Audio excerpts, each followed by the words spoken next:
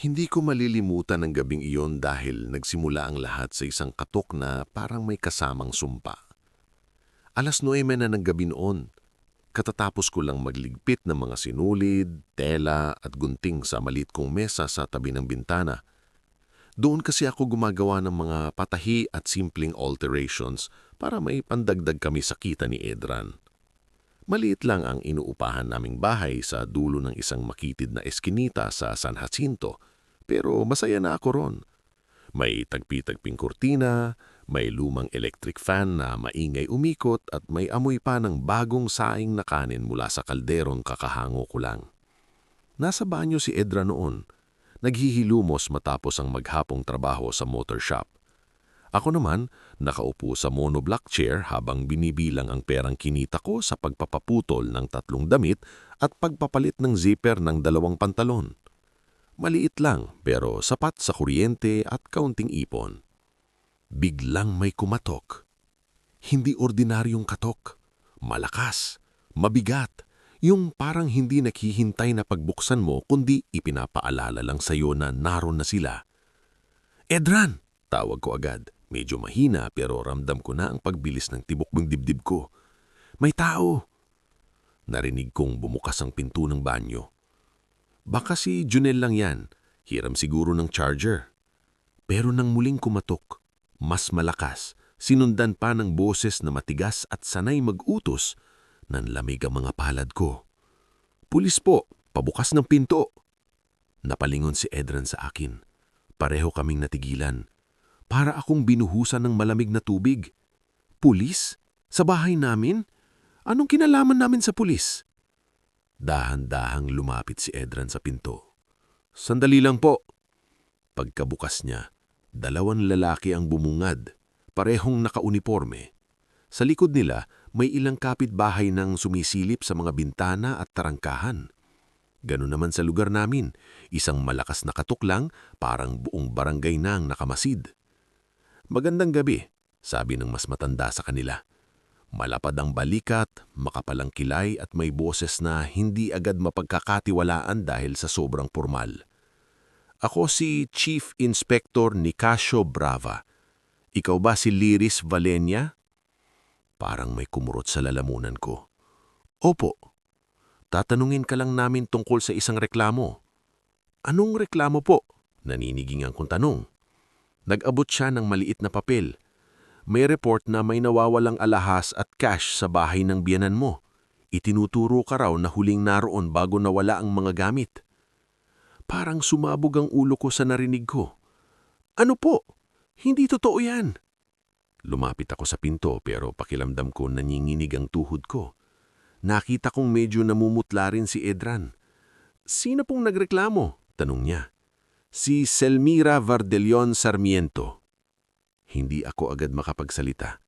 Parang sa dami ng hinala kung pwedeng mangyari sa buhay namin, hindi ko inaasahang aabot sa ganun ng biyanan ko. "Anong nawawala raw?" Pilit kong tanong. "Isang kahon ng alahas at 25,000 cash." Napatawa ko ng tuyot pero halatang hindi iyon tawa ng natatawa. Tawa iyon ng taong biglang nalaglag sa bangin. "Sir, wala po akong kinuhang kahit ano. 1 linggo na akong hindi pumupunta sa bahay na yon." "Pero sabi niya, ikaw raw ang pumunta nung nakaraang 4 na araw para kunin ng lumang intlansya." "Hindi po ako ang kumuha nun. Si Tadeo po iyon, anak niya. Nakita pa nga siya ng kapitbahay." Tahimik si Chief Brava. Sumulyap siya sa kasama niya sa kamuling tumingin sa akin. "Maari ba kaming makaloob? Procedure lang, titingin kami." Parang gusto kong tumutok pero naramdaman ko ang pagdampi ng palad ni Edran sa likod ko. Mahinang bulong. "Papasukin na natin, wala namang tinatago." Huminga ako ng malalim. "Sige po." Pagkapasok nila, lalo akong nahiya. Kita ng mga pulis ang liit ng bahay namin. Yung lumang cabinet na may isang paang pinagpatungan ng piraso ng kahoy, yung kulubot na foam sa sahig, yung timba sa sulok dahil tumutulo ang bubong kapag umuulan. Para akong hinubaran sa harap ng lahat, hindi dahil may kasalanan ako, kundi dahil pinasok nila ang buhay kong halos sira-sira na nga, lalo pang ginulo. Binuksan nila ang cabinet. Tinignan ng ilalim ng mesa. Pinailaw ang kusina, pati ang kahon ng mga pinagtabasan kong tela ay sinilip. Sa labas, rinig ko ang bulong-bulong. May reklamo raw. Akala ko maayos siyang si Liris. Ay naku, tahimik yung mga ganyang tao. Nanikip ang dibdib ko. Gusto kong sumigaw. Gusto kong sabihing hindi dahil mahirap kami, madali na akong pagbintangahan. Maya-maya, dumating ang isang kotse. Hindi ko na kailangang sumilip para malaman kung sino ang bumabaron. Sa amoy pa lang ng mamahaling pabango, alam ko nang si Selmira ang dumating. Pakinis na pumasok siya sa bahay na parang siya ang may-ari ng lugar. Nakaplanchadong blues, may hikang na perlas, at may mukhang babaeng sanay kaawaan ng tao sa isang tinging pa lang. Naku Hidyo, malambing niyang sabi kay Edran. Pasensya na kung umabot sa ganito. Sabi ko nga sa pulis baka may hindi pagkakaintindihan lang. Napalingon ako sa kanya.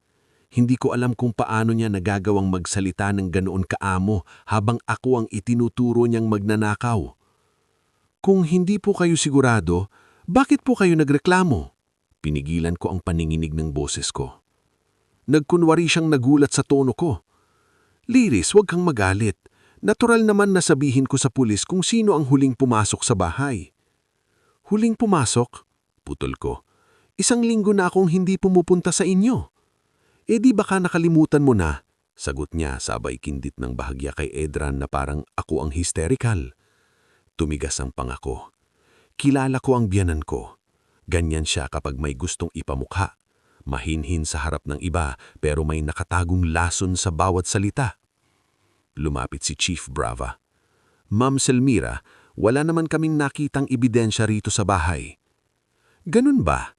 Sabi niya pero hindi ko napansin ang pagkagulat sa mukha niya. Mas parang may bahid pa ng pagkadismaya. Opo, sagot ng pulis. Mag-iimbestiga pa kami. Bawal po muna tayong magbintang ng walang matibay na basehan. Saglit na natahimik ang lahat. Nakita kong humigpit ang hawak ni Selmira sa handbag niya. 1 segundo lang pero sapat para mapansin ko na may hindi siya nakuha sa gusto niyang gabing yun. Pag-alis ng mga pulis, nag-ulian din ang mga tsismosa sa labas, pero alam kong hindi na mabubura ang nakita nila. Bukas, kakalat na sa palengke, sa tindahan, sa simbahan, sa buong barangay na pinuntahan kami ng pulis. Tahimik kaming mag-asawa nang maisara ni Edra ng pinto. Ako ang unang nagsalita. Naniniwala ka ba sa nanay mo? Napalingon siya sa akin. Pagod ang mukha niya. Hindi ko alam ang iisipin ko. Parang may kung anong matalim na tumusok sa dibdib ko. Ako ang asawa mo, Edran. Hindi ko sinasabing hindi ka may ginawa, sagot niya agad pero iwas ang tingin. Napaupo ako sa monoblock chair. Bigla akong nanghina. Ang bahay na kanina ay tahimik at payak, naging mabigat at masikip sa loob ng ilang minuto. Bago matulog, lumapit si Edran at hinapos ang balikat ko. Aayusin din natin to. Hindi ako sumagot. Dahil habang nakahiga ako ng gabing iyon, isang bagay lang ang klaro sa isip ko. Hindi aksidente ang nangyari, hindi basta maling hinala. May nagplano nito. At ang pinakaunang pangalan na pumasok sa isip ko ay ang pangalan ng biyanan kong matagal nang hindi ako matanggap. Sa unang pagkakataon mula nung nagpakasal ako, naramdaman kong hindi lang simpleng inis ang nararamdaman ni Selmira para sa akin. Gusto niyang sirain ako. At pakiamdam ko, hindi pa iyon ang huling katok na maririnig ko. Kinabukasan pa lang, alam ko nang hindi na mababalik ang tahimik naming buhay. Paglabas ko ng bahay para bumili ng pandesal, may 2 babae nang nakatayo sa tapat ng tindahan ni Aling Susing. Hindi naman nila ako tuwirang tinitingnan, pero alam kong ako ang pinag-uusapan nila dahil nang mapalapit ako, sabay silang tumahimik. Pabili nga pong 10 pandesal, sabi ko, kunwari walang naririnig. Inabot ni Aling Susing ang tinapay, pero hindi nito napigilan na dumulas ang tanong. Ayos ka lang ba, iha? Kagabi kasi, alam mo na. Ngumiti ako ng pilit. Maayos naman po, may maling reklamo lang. Ay sana nga, sabat ng isa sa mga babaeng katabi niya. Kasi mahirap na, lalo't pamilya pa ang nagrereklamo. Pamilya pa. Iyon ang pinakamasakit na bahagi. Hindi estranghero ang nagturo sa akin. Hindi kapitbahay, hindi dating kaibigan. Biyenan ko mismo.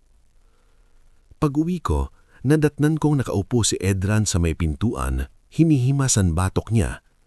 Hindi pa siya pumapasok sa trabaho. Nakatitig lang siya sa kawalan. Hindi ka pa umaalis? Tanong ko. Late na ako. Nawalan ako ng gana. Inilapag ko ang pandesal sa mesa. Ako rin. Tahimik kaming kumain. Yung dating simpleng almusal parang naging pulong ng dalawang taong parehong takot magsabi ng iniisip. Ramdam ko na may gustong itanong si Edran pero pinipigilan niya. Ako naman may gustong ilabas na sama ng loob pero alam kong isang maling salita lang puputok na kaming pareho. Sa huli, siya rin ang naunang nagsalita. Liris, sigurado ka bang wala kang nasabi kay mama na ikinagalit niya ng ganito? Natigilan ako sa pag-abot ng kape. Anong ibig mong sabihin? Hindi ko sinasabing tama siya. Mabilis niyang sagot. Ang sinasabi ko lang, baka may nangyari kaya siya humantong sa ganun. Nangumiti ako, pero mas masakit pa yata kaysa pag-iyak ang ganung ngiti. So, hinahanapan mo ako ng dahilan kung bakit ako binintangang magnanakaw. Hindi, sagot niya pero mababa na ang boses. Gusto ko lang maintindihan. Itatanong kita, Edran. Inilapag ko ang tasa.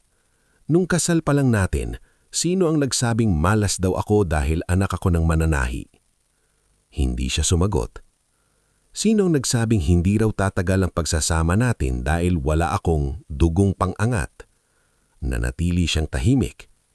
Sino ang nagbilang ng mga regalo ng mga bisita sa reception tapos ipinaringgan akong, kawawa ka naman, wala ka man lang halos maiahon sa anak ko? Humugot siya ng malalim na hininga. Mama ko. Ngayon, tanungin mo ko kung may ginawa ako sa kanya. Napayo ko si Edran. Doon ko lang napansin na hindi lang pala siya naguguluhan, pagod na rin siya. Sa ilang taon naming pagsasama, laging niyang ginagawa ang papel ng anak na ayaw sumuway at asawang ayaw mawalan ng tahanan. Pero habang tumatagal, ako ang nagiging tulay na palaging tinakapakan. Nung una, tiniis ko. Akala ko normal lang na may biyanang mahirap pakisamahan. Akala ko darating ang araw na mapapansin din ni Selmira na hindi ko inaagaw ang anak niya, minamahal ko lang. Pero hindi pala lahat ng tao gustong makakita ng kabutihan. May mga taong mas gusto kang manatiling mababa para sila ang laging mataas. Bago kami umalis sa kanya-kanyang gawain, dumating ang mensahe ni Selmira. Pumunta ka rito mamaya, Edran. May pag-uusapan tayo. Huwag mo nang isama ang asawa mo para walang gulo. Parang uminit ang buong katawan ko. Pupunta ka? Tanong ko. Dadaan lang ako. Kakausapin ko siya. Mag-isa? Mas mabuting ako muna. Hindi.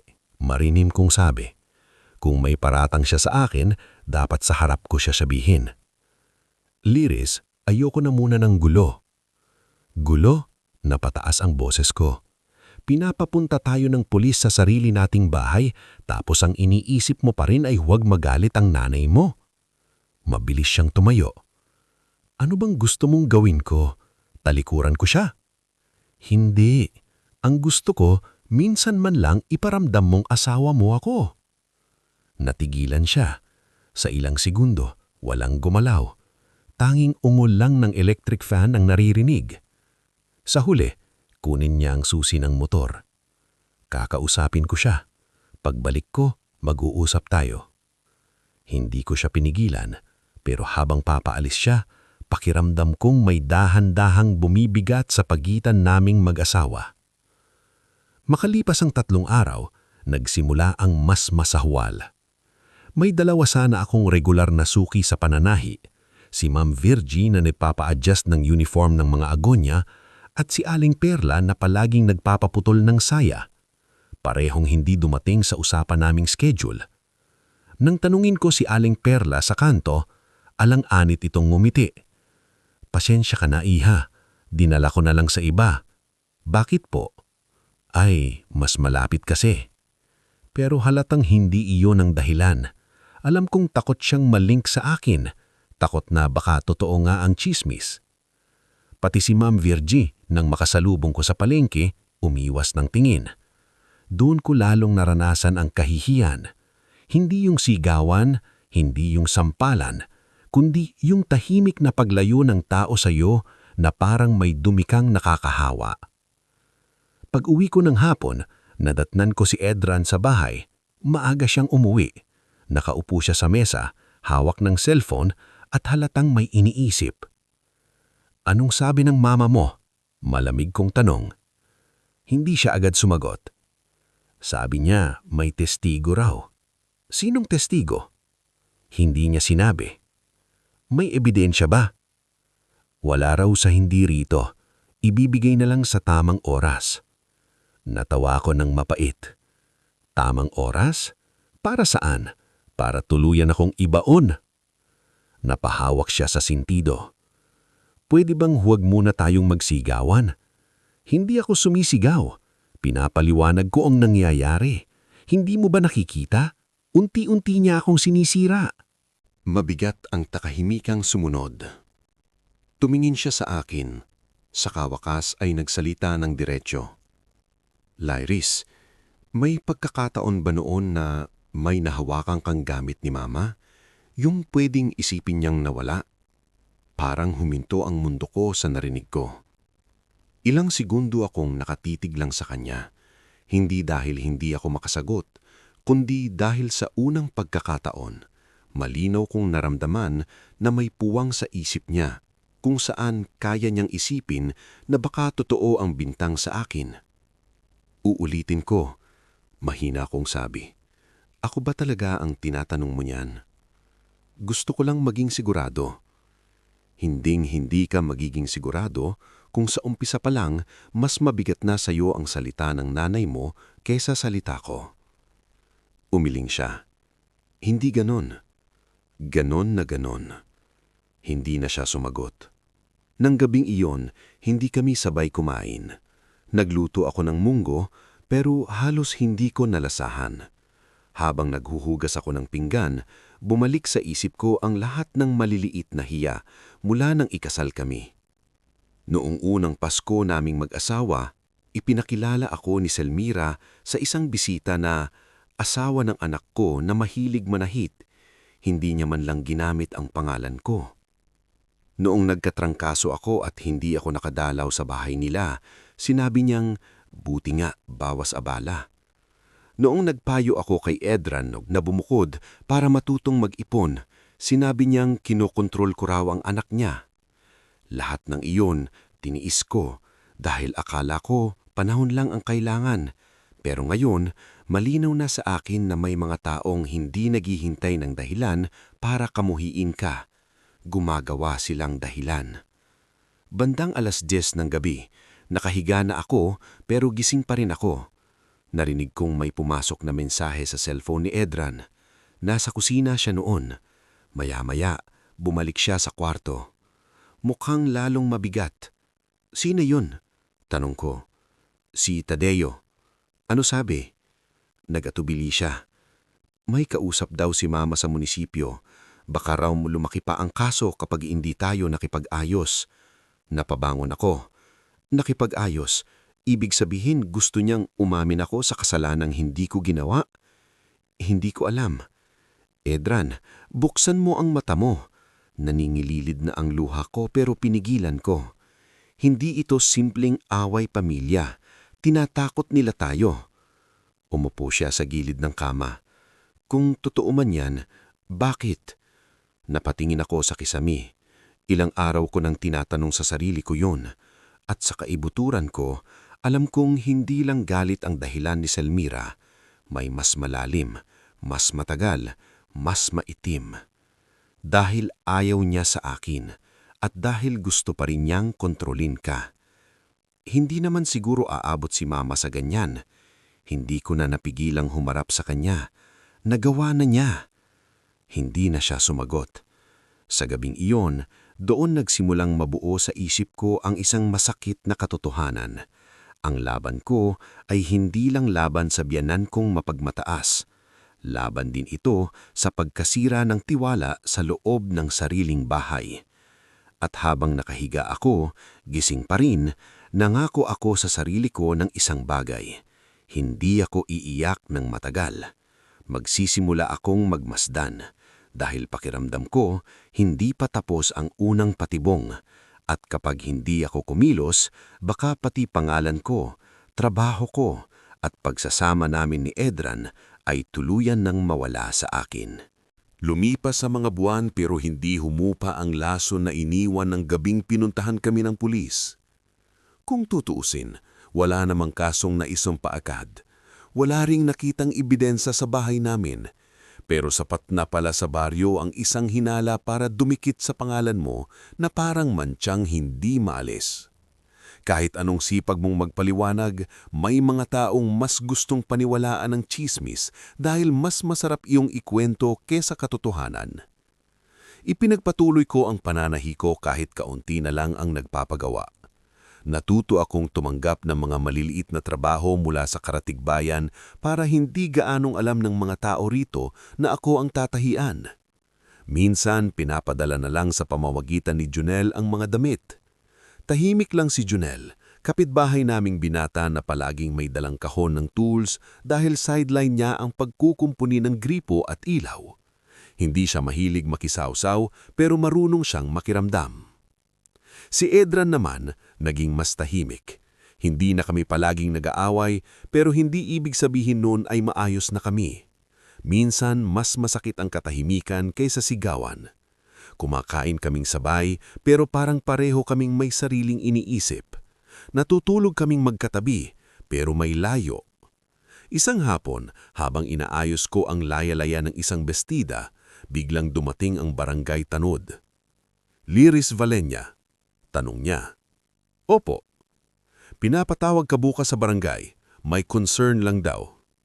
Napakapit ako sa mesa. "Concern tungkol saan?" Nagkamot siya ng batok. "May papeles daw na kailangang linawin. Nandun na lang po bukas." Pagkaalis niya, tumitig lang ako sa kawalan. Ilang sandali pa dumating si Edran. Nang sabihin ko sa kanya ang nangyari, halatang umigting agad ang panga niya. Ano namang kaya yan? Hindi ko alam. Kinabukasan, maaga kaming nagtungo sa barangay hall. Mainit ang araw at amoy alikabok ang bakuran.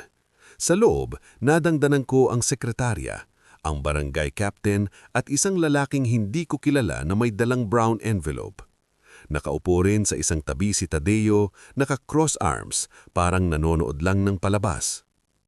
"Ma'am Liris Valenya," tanong ng lalaking may envelope, "ikaw po ba ito?" Naglapag siya ng papel sa mesa. Kinuha ko iyon. Promissory note. May nakasulat na halagang 80,000 pesos at sa ibaba may pirma na kahawig ng pirma ko. Nanlaki ang mata ko. "Hindi akin to." "Sigurado po?" "Opo, hindi ako umutang ng ganyang halaga." Sabat ng barangay captain. "Ang complaint kasi, may nagpautang daw sa iyo para sa negosyo nyo pero hindi ka na nagbayad." Natawa ako sa pagkabigla. "Sir, anong negosyo? Halos wala nga kaming puhunan." Tahimik si Tadeo sa gilid pero nakita kong may bahid ng ngiti ang bibig niya. Doon pa lang gusto ko na siyang lapitan at sampalin. "Anong kinalaman niya rito?" tanong ko sabay turo sa kanya. Umayos siya ng upo. "Wala naman, napadaan lala ko. Concerned lang sa family." "Concerned?" putol ko. "Nung pinahiya ako ng nanay mo, concerned ka?" "Liris," saway ni Edran pero mahina ang boses. Parang siya man ay nahihilo sa bagong gulong dumating. Tinuro ng lalaking may envelope ang pirma. "May witness po rito.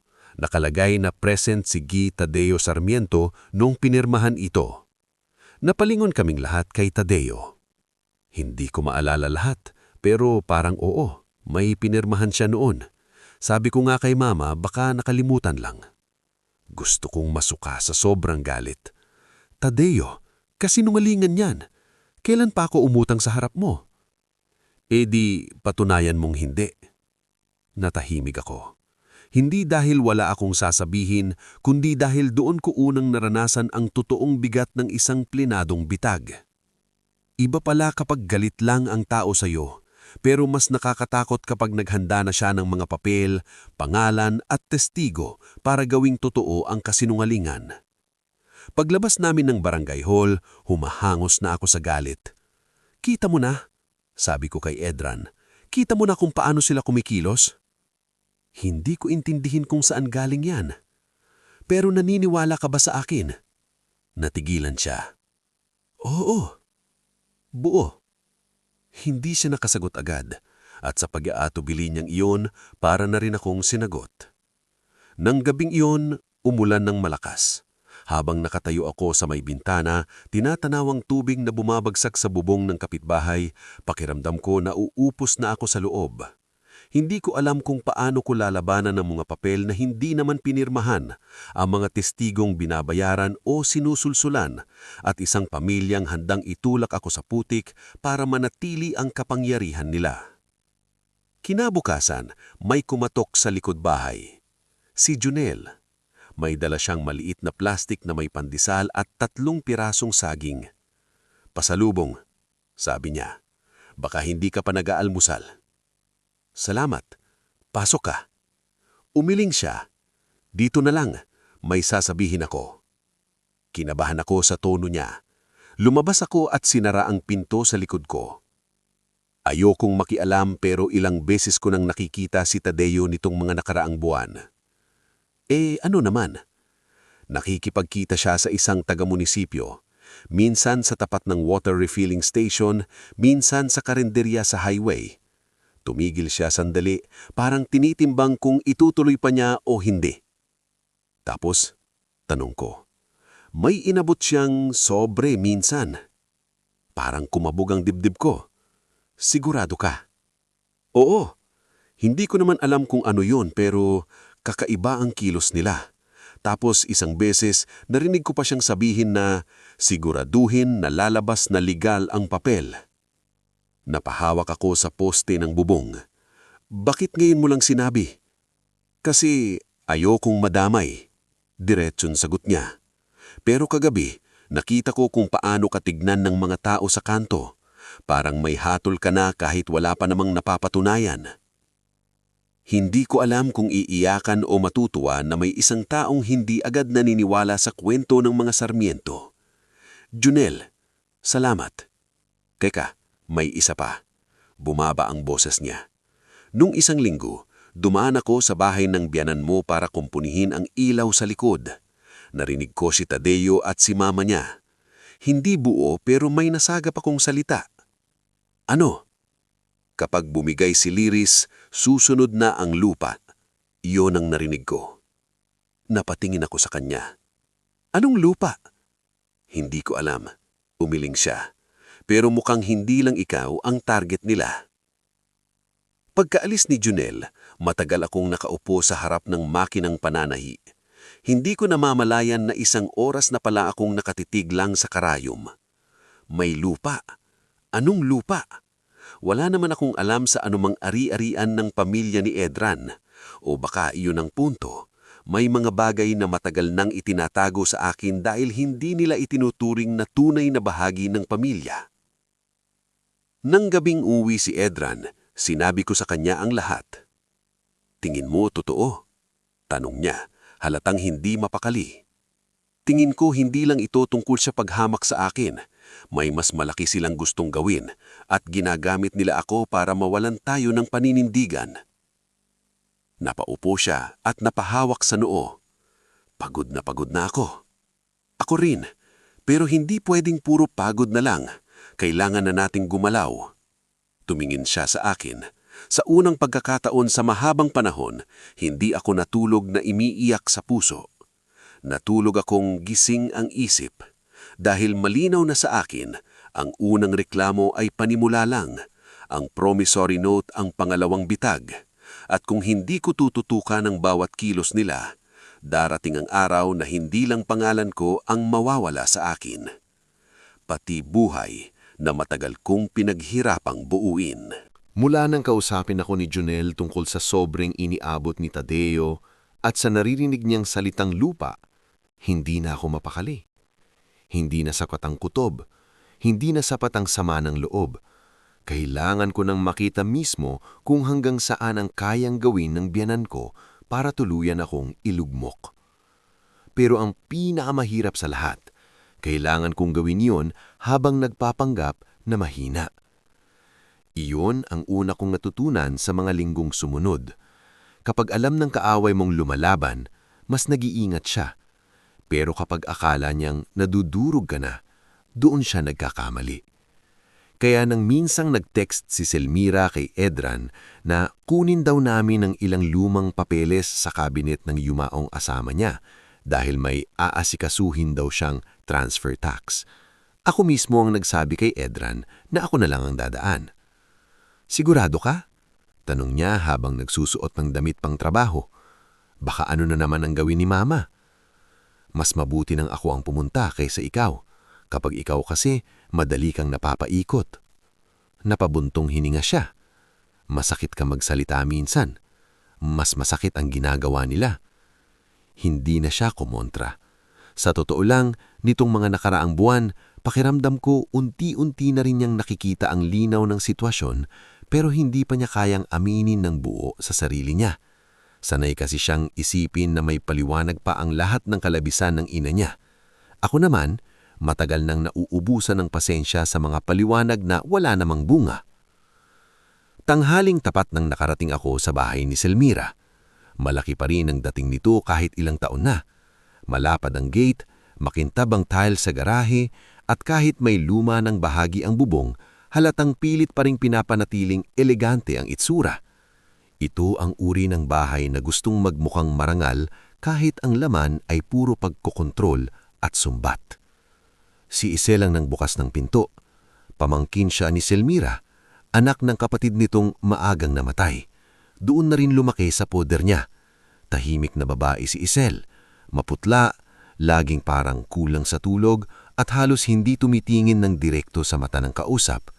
Noon pa man, napapansin kong may takot na nakakabit sa pagkatao niya. "Ate Lyris," mahina niyang bati. "Nandito ba si Tita Selmira?" "Wala pa, nasa cooperative office daw. Pero sabi niya, kunin mo na lang yung brown envelope sa study room." Nakahinga ako ng kaunti. Mas mabuti, ayokong makipag-usap sa biyanan ko nang wala pa akong handa. "Pwede ba akong pumasok?" tanong ko. Tumanggo si Isel at bahagyang umurong. Pagpasok ko, ganun pa rin ang amoy ng bahay. Halong air freshener, lumang kahoy at kaping matapang. Tahimik, masyadong tahimik. Parang bawat bagay sa loob ay marunong magtago ng sikreto. Tinuro ni Isel ang study room sa dulo ng hallway. Nandun lang po. Pagkapasok ko sa study room, agad kong hinanap ang cabinet na tinutukoy ni Selmira. Nandun nga ang brown envelope sa ikalawang drawer. Ngunit bago ko pa yon mahawakan, may narinig akong tunog mula sa mesa sa gilid. Isang maikling ting ng notification. Napalingon ako. Iyon ay tablet ni Selmira. Hindi nakapatay, hindi rin nakalock. Sa unang tingin pa lang, gusto ko nang umiwas. Hindi ako sanay manghialam sa gamit ng iba. Kahit gaano kasama ang tingin ko sa biyanan ko, may bahagi pa rin akong nagsasabing mali ang mangkalkal ng personal na gamit. Pero nang mapansin ko ang preview ng mensahe sa screen, tila may nagyelong kamay na humawak sa batok ko. "Naayos na natin ang pulis last time. Huwag kang mag-alala." Hindi ako agad huminga. Lumapit ako sa mesa. Ilang segundo akong nakatitig lang sa screen, umaasang mali ang pagkakabasa ko. Baka iba ang ibig sabihin, baka ibang usapan, baka hindi iyon ang iniisip ko. Pero nang makita ko ang pangalan ng sender, R. Dimalanta, may malakas na kutob agad akong nagsabing hindi ito simpleng mensahe. At nang masdan ko ang itaas, bukas mismo ang messenger app. Diyos ko, mahinang bulong ko. Narinig ko ang boses ni Isel mula sa labas. Ate, okay lang po. Mabilis akong sumagot. Oo, tinitignan ko lang kung alin ang kukunin. Muli akong tumingin sa tablet. Nanginginig ang mga daliri ko habang dahan-dahan kong iniscroll apaitaas ang usapan. At doon nagsimulang gumuho ang natitira ko pang pag-aalinlalan. Sunod-sunod ang mga mensahe. Selmira, kailangan matakot siya. Kapag natuluyan niyang babaeng yan, lalayo rin ang loob ni Edran. R.D. Malanta, basta may maihahin tayong report, mapapahiya na yan sa barangay. Selmira, hindi pa sapat ang hiya. Kailangan mawalan ng kabuhayan para mapilitang bumalik dito ang anak ko. Bigla akong napahawak sa gilid ng mesa. Pakiramdam ko, humihigpit ang hangin sa paligid ko. Binasa ko pa ang sumunod. Selmira, kapag nawala ang tiwala ng tao sa kanya, madali nang mapapapirma si Edran sa susunod. R.D. Malanta, kumusta yung note? Selmira, inaayos na ni Tadeo. Bobo pa naman ang babaeng yun. Akala mo lalaban. Hindi ko namalayan na may luhang tumulo sa pisngi ko. Hindi dahil nasaktan ako sa pang-iinsulto niya, kundi dahil sa wakas may hawak na akong patunay. Nakasulat, direkta, hindi nakutob, hindi nahaka-haka. Pero hindi pa roon natapos. May iba pang chat thread. Binuksan ko ang isa pang usapan, ngayon naman kay Tadeo. Tadeo, nasabi ko na sa barangay na may witness ako. Kahit manginig pa yan, wala na siyang lusot. Selmira, bantayan mo si Edran. Kapag sumaa ang loob nun sa atin, wala tayong pirma sa lupa. Tadeo, sasabihin ko na lang na si Lyrie sampakana para maagaw ang parte ni Kuya. Selmira, oo, kapag napaniwala si Edran na pera ang habol ng asawa niya, tayo pa ang kakampihan nun. Napapikit ako. Lupa, iyon na naman ang salitang iyon. Mabilis kong hinanap ang iba pang usapan. Nakita ko ang isang lumang thread na may larawan ng dokumento.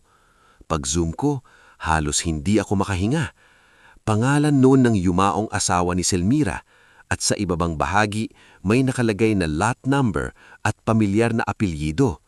Sarmiento. May caption pa si Selmira sa ipinadalang larawan. Ito ang dapat maayos bago pa malaman ni Edran. Hindi ko na kayang umiyak. Napalitan na ng malamig na determinasyon ang takot ko. Mabilis kong inilabas ang cellphone ko. Isa-isa kong kinunaran ng litrato ang screen. Screenshot sa tablet, litrato sa cellphone ko, pati mga voice note attachments na nakita ko, sinend ko sa sarili kong email. Nanginginig ang mga daliri ko pero hindi na ako tumigil. Kapag may lumabas sa pinto, tapos ako. Pero alam kong mas malaking kapahamakan ng aabutin ko kung lalabas akong walang dala. May narinig akong yabag sa hallway. Bigla akong naibaba ang tablet. Pumasok si Isel, may dalang basong tubig. Ate, okay ka lang po? Namumutla ka. Pilit akong sumigot. Mainit lang. Napatingin siya sa tablet, saka sa akin. Sa loob ng isang sandali, parang may naintindihan siya. Hindi siya nagsalita, hindi rin siya nagtanong. Ilang segundo lang kaming nagtitigan. Pagkatapos, dahan-dahan niyang inilapag ang baso sa mesa at bulong niyang, minsan po, may mga bagay na tagal nang dapat nakikita. Para akong pinagsakluban ng kaba at pagtataka. Anong ibig mong sabihin? Napakurap siya. Wala po.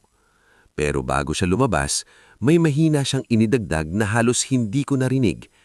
Mag-iingat ka po kay tita. Pagkaalis niya, kinuha ko ang brown envelope at isinilid sa bag ko. Bago ako lumabas ng bahay, sinigurado kong nakabalik sa dating pwesto ang tablet. Tinawid ko ang garahe nang hindi humihinga ng maayos at nang lumabas ako sa gate, saka lang ako tuluyang napahawak sa dibdib ko. Hindi dahil sa takot, kundi dahil sa wakas, may hawak na akong apoy na pwedeng sunugin lahat ng kasinungalingan nila. At alam kong mula sa araw na iyon, hindi na ako simpleng biktima. Ako na ang may lihim na kayang pagbagsakin sila. Hindi ako agad nagsalita pag-uwi ko. Hindi ko kayang basta ilapag sa mesa ang lahat ng nakita ko sa messenger ni Selmira. Lalo na't si Edran ay galing din sa bahay ng pamilya niya at halatang mabigat na naman ang muka. Para kaming dalawang taong parehong may bit-bit na bagyo, pero pareho pang lagkukunwaring ambon lang ang lahat. Anong sabi ni Mama? Tanong ko habang inilalapag ang supot ng gulay sa kusina. Umupo siya sa monoblock chair at ibinaba ang susi ng motor sa mesa. Nagtatanong siya kung bakit hindi daw sumasama sa mga pag-uusap ng pamilya. Napatawa ko ng pait. Pamilya? Kailan niya ako itinuring na pamilya? Hindi siya sumagot agad. Pinispis niya ang tulay ng ilong niya na parang sumasakit na naman ang ulo niya. May pinapirmahan na naman siyang papel sa akin. Natigil ako sa paghihiwa ng sibuyas. Ano na naman? May kinalaman daw sa lupa ni Papa noon. Sabi niya, inaayos lang daw ang records para hindi magkaproblema sa tax. Dahan-dahan kong ibinaba ang kutsilyo. Parang may pumalakpak sa tenga ko sa sobrang lakas ng kabog ng dibdib ko. Pinirmahan mo ba? Hindi pa. Bakit? Gusto ko nang sabihin agad. Gusto kong isampal sa harap niya ang mga screenshots. Gusto kong isigaw na tama ako sa lahat ng kutob ko. Pero naalala ko ang bawat pagkakataong pinili niyang manahimik, ang bawat sandaling ako ang napapasama kapag nauuna ang emosyon. Kung gusto kong mabuhay ang ebidensya, kailangan kong maging mas matalino kaysa sa balit ko. Basta wag mo munang pipirmahan. Lagi ka na lang ganyan, puro kutob. Hindi kutob ang tawag kapag paulit-ulit ka ng sinisilo. Tumayo siya. Pagod na ako sa mga parinig mo. Ako rin, napataas ang boses ko. Ako rin ang pagod na pagod sa kakapagtanggol sa sarili ko sa harap ng taong dapat noon pa kakampi ko. Natahimik siya. Pero hindi iyon ang katahimikang may pag-unawa. Katahimikan iyon ng lalaking gusto na lang tumakas sa gulo. Ano bang gusto mong gawin ko? Kalawanin ko si Mama base sa hinala mo? Hindi hinala. Sigaw ko. Hindi na ito basta hinala. Napatingin siya sa akin ng talim. Kung may alam ka, sabihin mo ng diretso. Nagtagpo ang mga mata namin. Ilang segundo akong natigilan. Ngulit, sa halip na ilabas ang buong katotohanan, naunahan ako ng takot. Takot na baka hindi niya paniwalaan. Takot na baka mag-iingat si Selmira kapag nabalitaan nitong may hawak akong laban sa kanya. Malapit ko nang malaman ang totoo. At ako, kailan mo ako isasama sa totoo? Ang tanong niyang iyon ang tumama sa akin. Dahil kahit paano, tama siya. Sa kagustuhan kong protektahan ng ebidensya, ako mismo ang nagtatayo ng pader sa pagitan naming dalawa. Pero may bahagi rin sa akin na ayaw nang magtiwala ng buo. Baka kapag nalaman niya, mahila na naman siya ng guilt bilang anak. Mula noon, lalo kaming lumamig.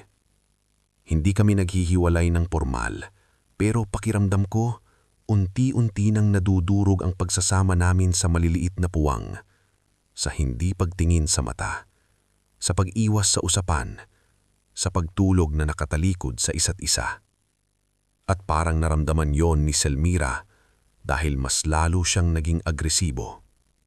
Lumabas ang tsismis na umutang daw ako sa 3 tao sa kabilang baryo. May nagsabi ring pineke ko daw ang isang resibo para makahingi ng tulong sa kooperatibo. Pati sa simbahan, narinig kong may bulong-bulong pagdaan ko. Siya yun ang may kaso. Nako, kawawa naman si Edran. Hindi ako umiimik. Pero sa loob ko, parang may kumakain sa dignidad ko araw-araw. Dumating ang punto na halos wala nang nagpapatahi sa akin. May ilan pang loyal na suki, pero hindi iyon sapat. Isang gabi habang binibilang ko ang natitirang pera namin, naisip ko na kung magpapatuloy pa ang ganito, baka mapilitan nga kaming bumalik sa poder ni Selmira. Doon ko naunawaan ang tunay niyang plano. Hindi lang ipahiya, kundi gutumin kami hanggang mawalan kami ng pagpipilian. Isang gabi ng Agosto, sumabag ang lahat. Umuwi si Edran na amoy ulan at pagod. Basang-basa ang laylayan ng pantalon niya. Pagpasok pa lang niya, alam kong may mabigat siyang dalang balita. May kumausap sa akin sa talyer. Sabi niya, hindi pa naghuhubad ng jacket. May tumawag daw na naghahanap sa'yo, taga-munisipyo. Nalamig ako. Bakit? May bagong inquiry daw tungkol sa pirma mo. Napatayo ako. Nakikita mo na ba ngayon? Nakikita mo na ba? Ikaw na naman, sigaw niya. Akala mo ba hindi ako nasasaktan? Ako ang naiipit sa inyo. Hindi ka naiipit, Edran. Pinipili mo lang huwag na manindigan. Tila may naputol sa loob niya. Sawa na ako. Lahat na lang ako ang may kulang sa'yo. Lahat ako ang dapat pumagitna. Hindi mo ba nakikita ng nanay ko pa rin siya? At asawa ko ako. Sigaw ko pabalik. Ako ang kasama mo rito sa hirap. Ako ang pinahiya sa harap ng pulis. Ako ang unti-unting binubura ng pamilya mo. Huminga siya ng mabigat saka tumingin sa akin na may kakaibang lungkot. Baka mas mabuting lumayo muna ako. Parang may humampas sa akin. Ano? Sandali lang. Kailangan ko lang mag-isip. Sa bahay ng nanay mo. Hindi siya sumagot. Kinuha na lang niya ang ilang damit sa aparoder. Doon ko na-realize na matagal na siguro niyang iniisip yon. Talagang iiwan mo ako ngayon? Halos pabulong kong tanong. Hindi niya ako tinignan. Hindi kita iniiwan. Pero aalis ka. Magulo na masyado. Natawa ako pero puro pighati ang lumabas. Oo, at sa gitna ng gulo, ako ang iiwan mo. Bago siya lumabas ng pinto, tumigil siya sandali. Akala ko lilingon siya. Akala ko sasabihin niyang hindi niya kayang gawin. Pero ang sinabi lang niya ay, kapag handa ka nang sabihin ang lahat, sabihin mo. Pagkasara ng pinto, doon lang ako tuluyang napaupo sa sahig.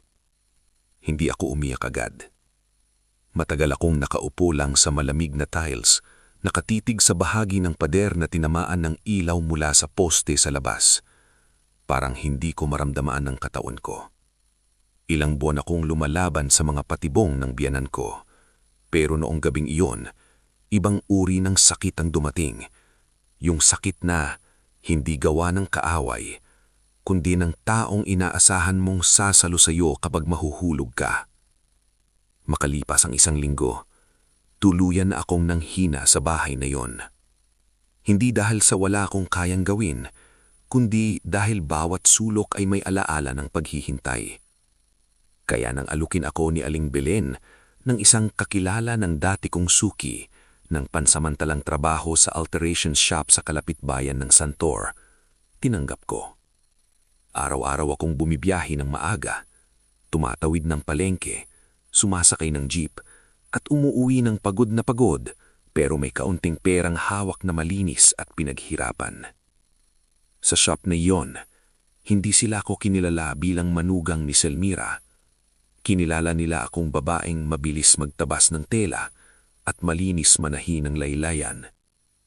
Doon ko muling naranasan ng simpleng ginhawa ng hindi hinuhusgahan sa apelyido. Isang hapon, pumasok sa shop ang isang babaeng naka-cream blouse, dalang 2 damit na kailangang paliitin sa bewang. Matangkis ang tindig niya. Mahina magsalita pero halatang sanay na sinusundan ng boses niya.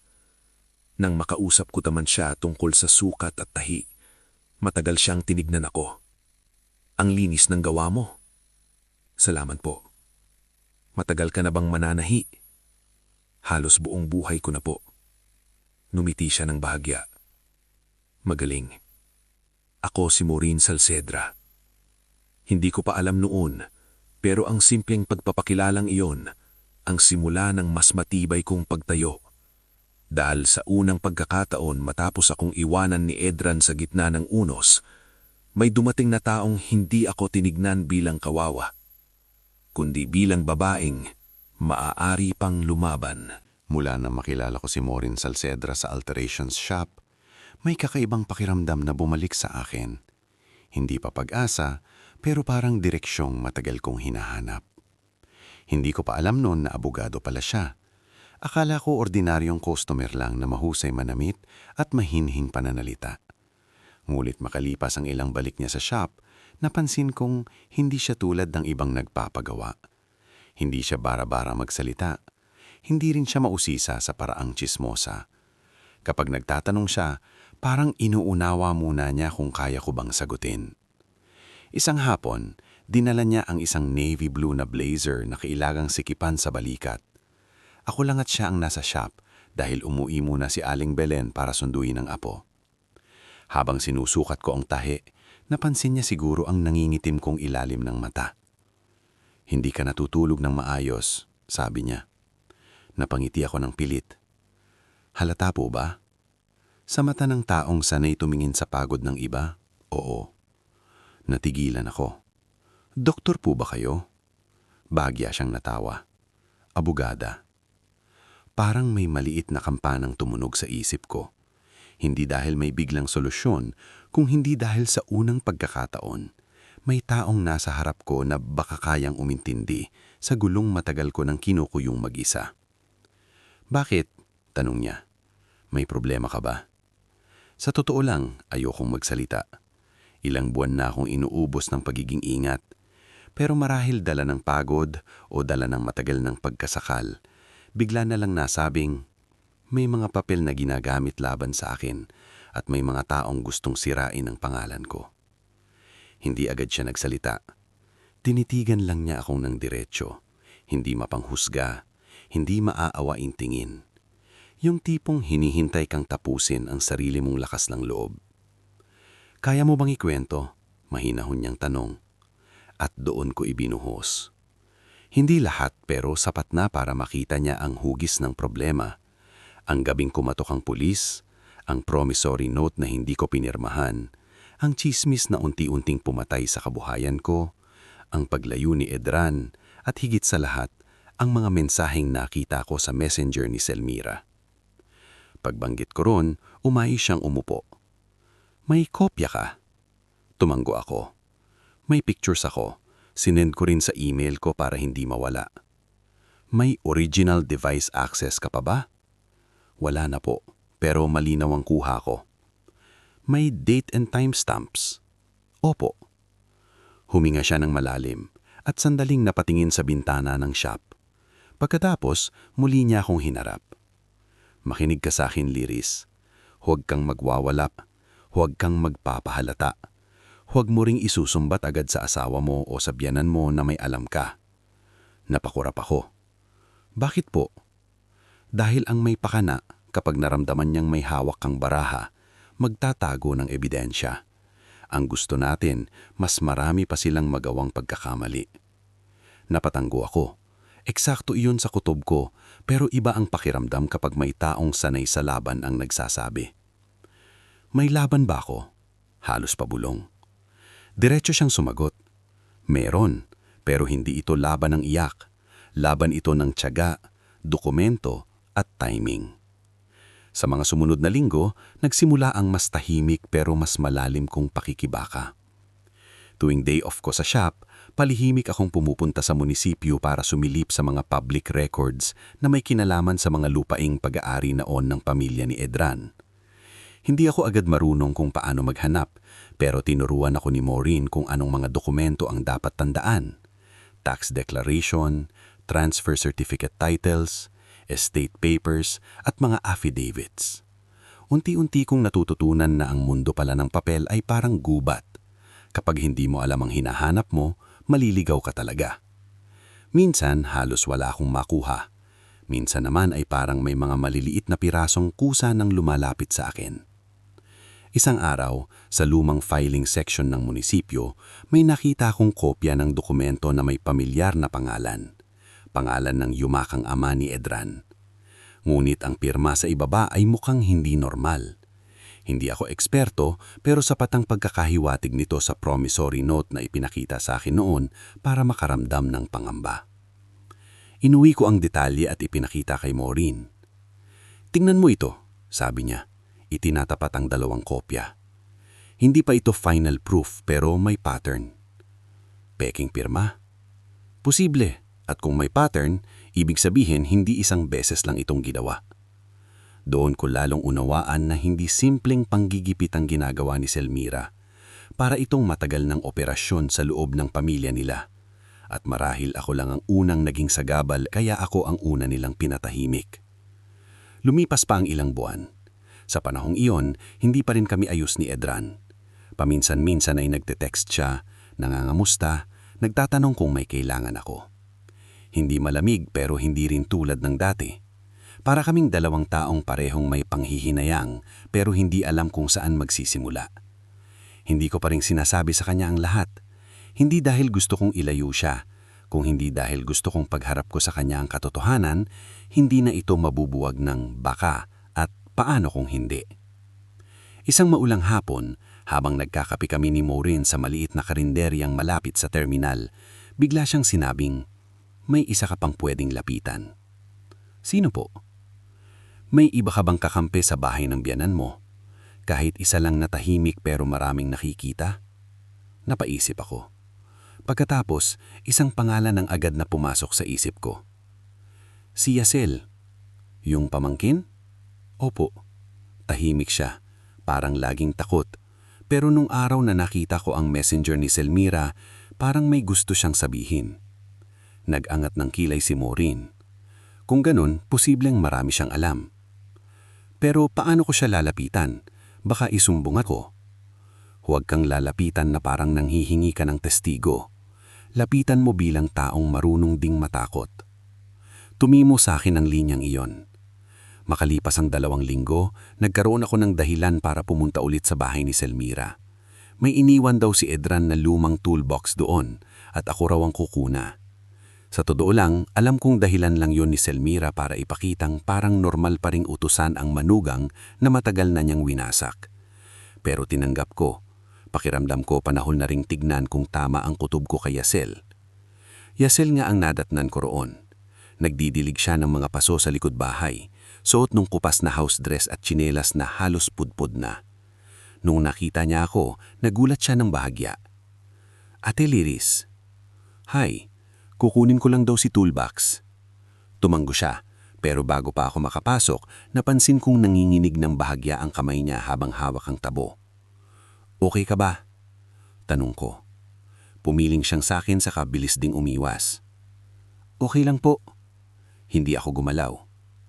You know, minsan ganyan din ako sumasagot kapag hindi okay. Natigilan siya. "Hindi kita pipilitin, pero kung may gusto kang sabihin balang araw, marunong akong manainik." Matagal niya akong tinignan.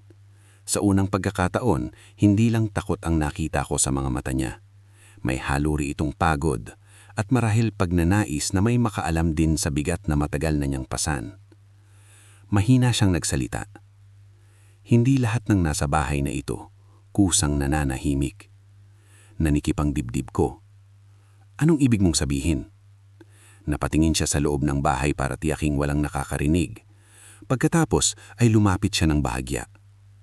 "May luma akong cellphone ni Tito Arsenio. Bago siya na ospital, sa akin niya pinatago." Nanlamig ang balat ko. "Asawa ni Tita Selmira." Tumanggo siya. "May mga litrato at recordings yata roon." Hindi ko pa lubos tinitignan. Takot ako. "Bakit hindi mo sinasabi?" Napatungo siya. Kasi nung minsang nagtanong ako kay tita tungkol sa lupa, sinabihan niya akong wala akong utang na loob. Simula nun, tahimik na lang ako. Huminga ako ng malalim. Ramdam ko na naman ang pamilyar na pamilong ng takot at determinasyon. "Yasel," mahina akong sinabi. "Kapag dumating ang tamang oras, pwede mo ba akong tulungan?" Hindi siya agad sumagot. Ngunit pagkaraan ng ilang saglit, dahan-dahan siyang tumanggo. At sa simpleng tanggo na iyon, may nabuo sa loob ko na matagal nang wala. Hindi lang pag-asa, kundi kumpirmasyon na ang katotohanan ay hindi na nakakulong sa akin lang. May iba nang nakakaalam. May iba nang handa nang magsalita. At alam ko kapag dumating ang oras, hindi na ako lalaban ng mag-isa. 2 taon nang lumipas bago muling tumama sa pinto ko ang anino ni Edran. Hindi na ako ang dati niyang iniwan sa gabing basagan loob at halos wala nang mawakang lakas. Sa loob ng 2 taon, natuto akong tumayo nang hindi umaasa sa pagbabalik niya. Lumipat ako ng mas maayos na bed space sa Santon nung una, tapos nang lumakas ng kaunti ang kita ko sa alteration shop ni Aling Belen, nakakuha ako ng maliit na inuupahang silid sa itaas ng isang tindahan ng school supplies. Hindi malaki ang lugar. Isang higaan, isang mesa, isang portable fan, at isang bintanang tanaw ang bubong ng katading butika. Pero sa unang pagkakataon matapos ang mahabang panahon, pakiramdam ko pag-aari ko ang katahimikan doon. Hindi rin ako tumigil sa tahimik kong pangangalap ng ebidensya. Si Maureen ang gumabay sa akin. Si Yesel, bagamat natatakot pa rin, ay ilang beses na lihim na nakipagkita sa akin sa likod ng bakery sa tapat ng terminal. Doon niya unti-unting ibinigay ang mga piraso ng katotohanan, mga litrato ng lumang papeles, ilang screenshot mula sa lumang cellphone ni Tito Arsenio, at pira-pirasong alaala ng mga gabing naririnig niyang nag-uusap ng pabulong sina Selmira at Tadeo. Pero sa kabila ng lahat, hindi ko pa rin inakalang makikita kong muli si Edran sa mismong pintuan ng inuupahan ko, basang-basa ng ulan, hawak niyang helmet niyang gasgas na, at mukhang binawasan ng ilang taon ng pagod. Napatigil ako sa pagbubukas ng lock. "Liris," mahina niyang sabi. Hindi ako agad nagsalita. Tinitigan ko lang siya. Mas payat siya kaysa dati. Mas malalim ang guhit sa ilalim ng mga mata niya. At sa unang tingin pa lang, alam kong hindi siya pumunta roon para lang mga musta. "Bakit ka nandito?" tanong ko. Humugot siya ng hininga. "Pwede ba tayong mag-usap?" Tumingin ako sa makitnid na hallway saka sa hagdang dinaanan niya. Umuulan ng malakas sa labas. Kung ibang araw iyon, baka pinagbuksan ko agad siya. Pero hindi na ako ang dating Liris na marunong lamang maawa. "Anong kailangan mo?" "Liris, pakiusap." Tahimik akong umurong at binuksan ng bahagya ang pinto. 5 minuto. Pagkapasok niya, inalis niya ang tsinelas na basa at maingat na inilapag ang helmet sa tabi ng pinto. Hindi siya agad umupo. Para siyang lalaking hindi sigurado kung may karapatan pa siyang huminga ng maluwag sa spasyong minsan niyang iniwan. "Ano to? Natadaan ka lang?" Umilin siya. "Matagal ko nang gustong puntaan ka. Pero ngayon ka lang dumating. Dahil ngayon ko..." Napayuko siya. "Ngayon ko lubos na nakita." Natawa ako ng mapait. "Ano? Ang nanay mo?" "Ang lahat." Umupo ako sa giid ng kama pero hindi ko siya inalok na umupo. "Sige, sabihin mo." Humawak siya sa sandalan ng silya bago tuluyang umupo. Nitong mga nakaraang buwan, pinipilit ako ni Mama sa kung ano ng mga papeles. Nung una, iniisip ko baka nga totoong ang inaayos lang ang mga ari-arihan ni Papa. Pero nang tumanggi ako, bigla siyang nagbago. Paanong nagbago? Parang ako na ang kalaban. Napahagod silang mukha niya. Pinagsasalitaan niya ako na wala raw akong utang na loob. Si Tadeo naman, panay ang sabi na kung hindi ako pipirma, mapupunta sa wala ang lahat. Tapos nalaman ko, hindi niya agad natuloy. "Ano?" Tumingin siya sa akin. Noon ko nakita ang hiya sa mukha niya. Yung uri ng hiya na hindi maitatago ng lalaki kahit pilitin. May utang pala si Tadeo. Malaki. At ginagamit nila ang lupa para may maibenta kapag naayos ang papel. Tumahimik ako. Hindi dahil bago sa akin ang impormasyon, kundi dahil sa wakas, siya na mismo ang nagsasalita. "May iba pa," dugtong niya. "May narinig akong usapan nila ni Mama. Akala nila tulog ako sa kabilang kwarto." Nanigas ang katawan ko. "Sinabi ni Mama," napalunok siya. "Sinabing kung hindi raw nila trinabaho noon ang reklamo kaya, hindi raw sana ako bumitaw sa'yo." Tapos tumawa si Tadeo. Sabi niya epektibo raw dahil ikaw ang napagod. Parang may kumuyom sa dibdib ko pero pinigilan kong mahalata. "At anong ginawa mo nang marinig mo yon?" Muntik ko nang suntukin si Tadeo. Pero si Mama, tumingin lang sa akin. Wala siyang pagsisisi. Parang proud pa siya. Nabuntong hinga ako. "Ngayon ka naniwala." "Alam kong huli na," agad niyang sagot. "Alam kong sobra-sobra na ang nasira, pero hindi ko na kayang magbulag-bulag na." Tumayo ako at lumapit sa bintana. Sa labas, dumudulas ang tubig ulan sa yero ng katabing gusali. Ilang segundo akong tahimik bago ako nagsalita. Alam mo ba kung gaano kahirap yung 2 taon na wala ka? Tanong ko, hindi lumilingon. Alam kong hindi sapat ang sorry. Hindi mo alam. Humarap ako sa kanya. Nung iniwan mo ako, hindi lang ikaw ang umalis. Para mo na ring sinabi na kaya mo akong iwan sa gitna ng putik, basta ang kapalit ay katahimikan mo. Napayuko siya. Tama ka. Hindi ko kailangan ng pag-aamin na tama ako. Kailangan ko noon ng asawa. Liris. Pinuntahan ako ng pulis, Edran. Pinagchismisan ako sa palengke. Nawala ang mga nagpapatahi sa akin. Tinuring akong sinungaling. Tapos nung pinakakailangan ko, ang pinili mo ay lumayo muna. Nabumigat ang hangin sa maliit kong kwarto. Hindi ako humihingi ng tawad para gumaan ang loob ko, sabi pagkalipas ng ilang sagit. Pumunta ako dito dahil gusto kong tumulong. Kung may laban ka pa, gusto kong sumama. Tinitigan ko siya ng matagal. At bakit kita pagkakatiwalaan? Hinding-hindi ko mapipilit yun, umangat ang tingin niya. Pero handa akong gawin lahat ng kailangan, kahit gaano katagal, kahit hindi mo ako patawarin agad. May katapatan sa mga mata niya, pero hindi yun sapat para burahin ang sugat. Hindi ganun gumagana ang buhay. Hindi sapat ang pagod na mukha at basang balikat para ibalik ang 2 taon na mag-isa lamang akong bumuo sa sarili ko. Ano bang alam mo ngayon? Tanong ko. Doon ko nakita ang bahagyang pagbalik ng tibay sa tinig niya. Isa-isa niyang inilatag ang nalaman niya. Ang pagkakabaon ni Tadeo sa utang sa mga financiers sa bayan, ang pagpupumilis ni Selmira sa mga papeles ng lupa, ang pabalik-balik na pangalan ng isang fixer sa registry, at isang lumang trunk sa kwarto ng yumakang niyang apa na ayaw ipabukas ng ina niya. Nasaan ang trunk? Tanong ko. Sa lumang kwarto ni Papa, nakalak, pero may duplicate key ako. Nanlaki ang mata ko, pero mabilis kong itinago ang reaksyon ko. Bakit ngayon mo lang sinasabi? Kasi ngayon ko lang inisip na baka may koneksyon yun sa lahat. Hihinga siya ng malalim. Liris, hindi na ako humihingi na paniwalaan mo ako agad, pero bigyan mo ako ng chance na itama kahit kaunti ang nasira ko.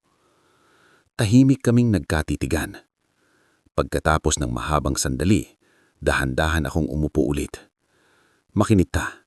May mga bagay na matagal ko nang alam at hindi ko sinabi sa iyo dahil hindi ka pa kinakakatiwalaan. Hanggang ngayon, hindi pa rin buo. Pero kung gusto mong tumulong, hindi ka pwedeng emosyon lang. Tumango agad siya. Sasabihin mo lang ang gagawin. Una, hindi ka babalik sa pagiging sunod-sunubin sa ina mo kapag umiyak siya o nagsumbat. Pangalawa, wala kang sasabihin kahit kanino tungkol sa pag-uusap nating ito. Pangatlo, bawat papel, resibo, text, kahit anong maririnig o makikita mo, itatala mo. Tumango siya sa bawat salita ko. At pang-apat, dagdag ko, huwag kang umasa na dahil bumalik ka, magiging maayos agad tayo. Masakit ang bakas ng ngiti niya. Hindi ako aasa. Maghihintay ako. Tumango ako. Hindi bilang pagtanggap, kundi bilang pahintulot na magsimula siya sa baba. Bago siya umalis, tumayo siya sa may pinto at saglit na humarap sa akin. Liris, ano?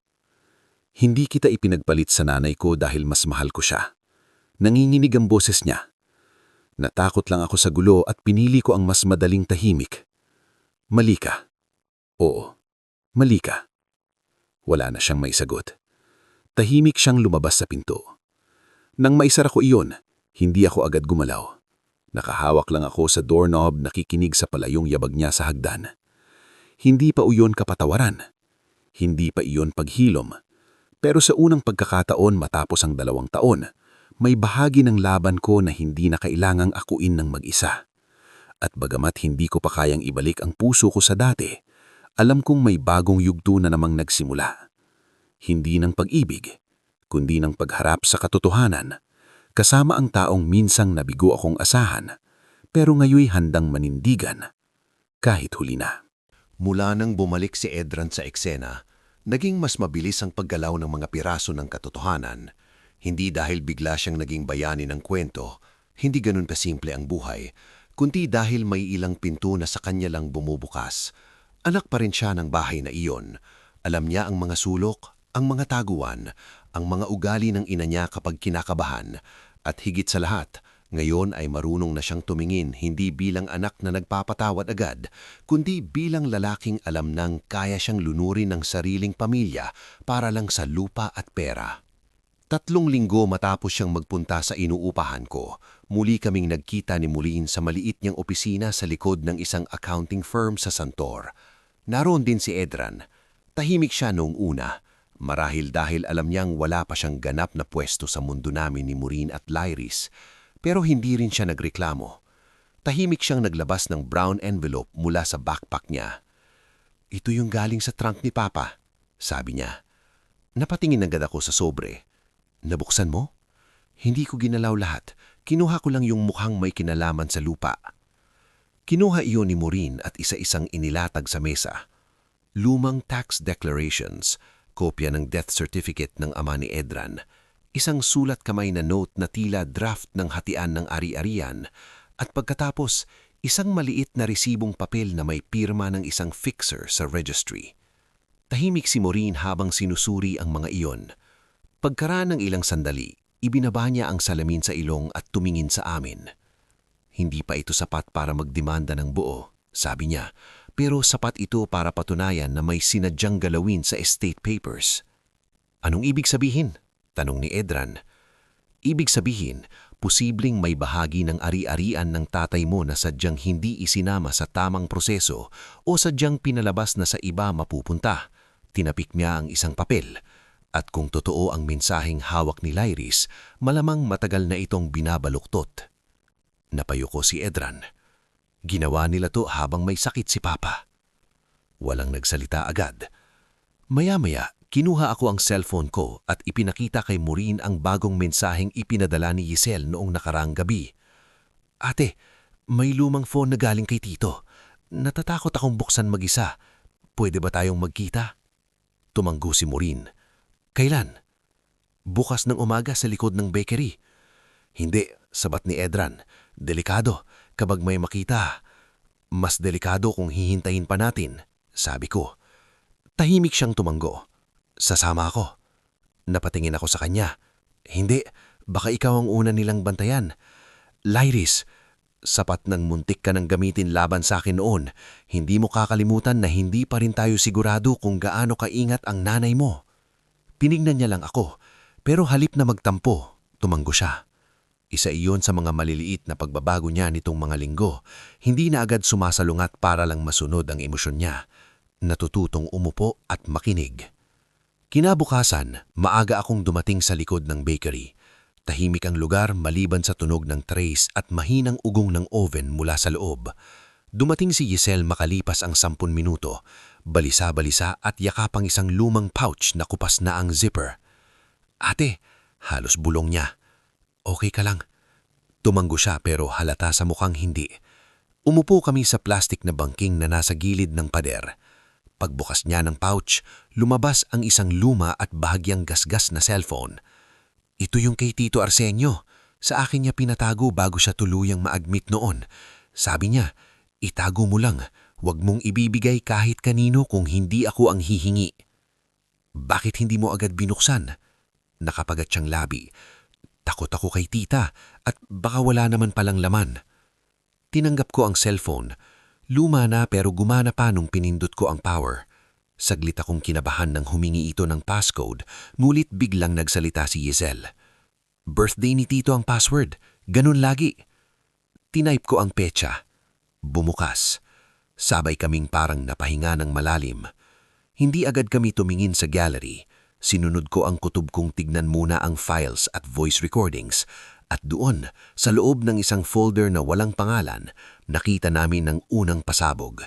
3 audio file, 5 litrato ng dokumento at isang video na halatang palihim na kuha. "Diyos ko," bulong ni Giselle. Binuksan ko ang unang audio. Mabagal at maingay ang umpisa, pero ilang segundo luminaw ang 2 boses. Boses ni Selmira at boses ni Tadeo. "Huwag mong ipapakita kay Edran ng original. Kopya lang ang ipapapirma mo," Paano kung hahanapin niya? Takutin mo. Sabihin mong mapupunta sa asawa niya kapag nagmatigas siya. Nayelo ang balat ko. Sunod naming pinakinggan ang ikalawang audio. Paano sila, Iris? Kailangang mawala ang kredibilidad niyan kapag nadungisa ng pangalan kahit magsalita pa walang maniniwala. Napatakip ng bibig si Yesel. Narinig ko na yun noon pero hindi ko akalaing recorded. Sa ikatlong audio, mas mabigat ang laman. Kapag nag-ingay si Edran, ipacheck natin yung ulo na yan. Madali namang palabasing unstable, noon pa man mahina na ang loob niyan. Napatayo ako sa sobrang pagkagulat, parang may humampas sa sikmura ko. Gagamitin pa nila kuya ng ganyan? Nanginginig na sabi ni Yesel. Hindi pa roon natapos. Binuksan namin ng video. Malabo, halatang galing sa mababang anggulo, parang patagong ipinatuon sa istante. Sa kuha, nakikita si Selmira sa dining area, may kaharap na lalaking hindi agad kita ang muka. Maya-maya, tumayo si Tadeo at inabot ang envelope. Nang yumuko ang lalaki, doon ko nakita ng malinaw. Siya ang kaparehong fixer na nakita namin sa resibo sa trunk ni Edran. May date ba ito? Tanong ko. Check mo ang details, sabi ni Yesel. Nang nakita ko ang petsa, lalo akong nanalimog. Kuha iyon ilang linggo bago ang gabing kumatok ang pulis sa bahay namin. Lahat biglang nagsimulang magdugtong-dugtong sa isip ko. Nang hapon yung gabi, nagkita kami ni Maureen at Edran sa opisina. Tahimik naming pinanood at pinakinggan ang laman ng cellphone. Habang tumatagal, lalo kong napapansin ang pagbabago sa mukha ni Edran. Hindi na lang hiya, hindi na lang lungkot, galit na. Hindi galit na padalos-dalos, kundi iuudalit ng taong biglang nabunutan ng belo sa mata. Ginawa akong tanga nila. Mahinang sabi matapos tumahimik ang huling audio. Maureen holded her arms. Hindi ka tanga, ginamit ka, magkaiba yun. Pero tandaan mo kung gusto mong itama ito, hindi sapat ang galit. Anong susunod? Tanong ko. Tiempo at maingat na paghahanda. Kailangan nating ayusin ang chain ng ebidensya, i-preserve ang files at kumuha ng sworn statements mula kina Yesel at Junel kung papayag sila. Agad kong tinignan si Yesel. Napuputla siya. Hindi ko alam kung kaya ho, sabi niya. Lumapit ako at hinawakan ang kamay niya. Hindi kita pipilitin, pero tandaan mo habang tahimik tayo, mas lumalakas sila. Napikita siya. Ilang segundo bago siya sumagot. Natakot na ako ng matagal. Kung hindi pa ako magsasalita ngayon, parang tinulungan ko na rin sila. Tumanggo si Maureen. Mabuti, pero hindi ito biro. Kapag nagsimula na tayo, wala nang atrasan. Tahimik naming tinanggap ang bigat ng sinabi niya. Sa gabing iyon, pag-uwi ko sa silid ko, hindi ako agad nakatulog. Nasa isip ko ang boses ni Selmira sa audio. Kalmado, tiyak, walang bahid ng pagdududa. Ganoon pala kalalim ang hukay na inihanda niya para sa akin. Ganoon pala siya pinaglalaro maging ang sariling anak. Pero sa unang pagkakataon, hindi na lang ako may hawak na screenshots, hindi na lang ako may kutob. May mga boses na akong hawak at may mga boses na sa tamang oras, kayang gumiba sa trono ng kasinungalingan na matagal niyang pinaghaharian. Habang papalapit ang araw ng paghaharap, lalo kong nararamdaman ang kakaibang uri ng katahimikan na laging nauuna sa pagguho. Hindi kami nagmadali. Iyon ang paulit-ulit na bilin ni Maureen. Kahit gustong-gusto ko nang harapin si Selmira, kahit gustong-gusto ko nang ibalik sa kanya ang lahat ng hiya at takot na ipinatikim niya sa akin, pinili naming sumunod sa proseso. Inayos ang mga kopya ng ebidensya, preserve ang audio files at video, pinagawa ang transcription, kinausap ng maayos sina Junel at Yesel, at higit sa lahat, tiniyak na bawat hakbang ay may sapat na batayan. Hindi ko inakalang darating ang araw na muling haharap ako sa barangay hall nang hindi nanginginig sa hiya, kundi matatag sa loob. Doon nagsimula ang una sa formal na mga pagtutuos. Hindi pa yon ang pinakahuli, pero iyon ang araw na unang nabasag sa harap ng iba ang malinis na maskara ni Selmira. Umagang-umaga pa lang, naroon na kami. Kasama ko si Maureen, nakaputing blouse at kulay abo na slacks. Payak pero matalim ang dating. Naroon din si Edran, tahimik sa tabi ko, hawak ng isang folder na parang sandaka. Si Junel ay nasa dulo ng waiting area. Halatang kabado pero buo na ang loob.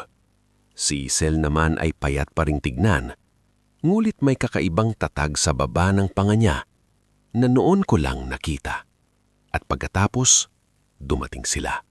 Si Selmira, nakapamaywang, nakasuot ng mamahaling saya at bestidang tila para sa misa, hindi para sa pagharap sa katotohanan. Sa likod niya si Tadeo, mukhang puyat at mas matanda kaysa dati, pero pilit pa ring mayabang ang tindig. Nang nagtama ang mga mata namin ni Selmira, ngumiti siya ng manipis. "Ay, nandito ka pala," sabi niya. "Akala ko hindi ka haharap." Hindi ako ngumiti. Matagal na akong humaharap. Ngayon lang ako, hindi mag-isa. Napansin niyang kasama ko si Maureen. Saglit na kumunot ang noo niya. "At sino naman to?" "Counsel." Maikling sagot ni Maureen. Nakita kong bahagyang nag-iba ang kulay ng mukha ni Tadeo. Pagpasok namin sa loob, nagsimula ang formalidad. Nandoon ang barangay captain, ang sekretary, at ilang taong may kinalaman sa naunang reklamo at sa promissory note. Hindi iyon courtroom, pero sapat para manginig ang sikmura ng anumang may itinatago. Naunang magsalita si Selmira. Gaya ng inaasahan, maamo ang boses, maingat ang mga salita. "Gusto ko lang naman po ayusin ang gusot sa pamilya," sabi niya. "Noon pa man pinalampas ko na ang maraming kabastusan ng manugang ko. Pero syempre, bilang ina, kailangan ko ring protektahan ng anak ko at ang ari-ariang naiiwan ng asawa ko." Halos mapangiwi ako.